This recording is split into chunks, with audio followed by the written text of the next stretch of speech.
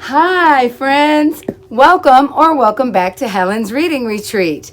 Today, I have got a book to remind you of how much you are loved, not only by me, but the other people in your life. My friends, look at this. Guess how much I love you. This is a giant book, and it's written by Sam McBratney, illustrated by Anita Jerem. I love this book, and I love to read it to my friends. So now I'm reading it for you. Guess how much I love you. You can take lots of guesses, but I'll let you know. This is a story about hares. They're like rabbits. Pretty much the same thing, right?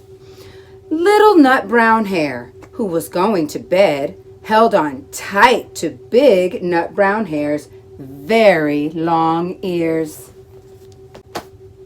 He wanted to be sure that big nut brown hare was listening. "Guess how much I love you," he said. "Oh, I don't think I could guess that," said big nut brown hare. "This much," said little nut brown hare, stretching out his arms as wide as they could go. Big nut brown hare had even longer arms. "But I love you this much," he said. That's a lot, thought little nut brown hare. Those are much bigger arms, right, guys? Much longer. "I love you as high as I can reach," said little nut brown hare. "Oh, I love you as high as I can reach," said big nut brown hare. My goodness, how tall he is. "That is very high," thought little nut brown hare. "I wish I had arms like that." He will one day, right, friends? Then little nut brown hare had a good idea. He tumbled upside down and reached up the tree trunk with his feet. "I love you all the way up to my toes," he said. "And I love you all the way up to your toes," said big nut brown hare, swinging him up over his head. Whee! "I love you as high as I can hop," laughed little nut brown hare, bouncing up and down.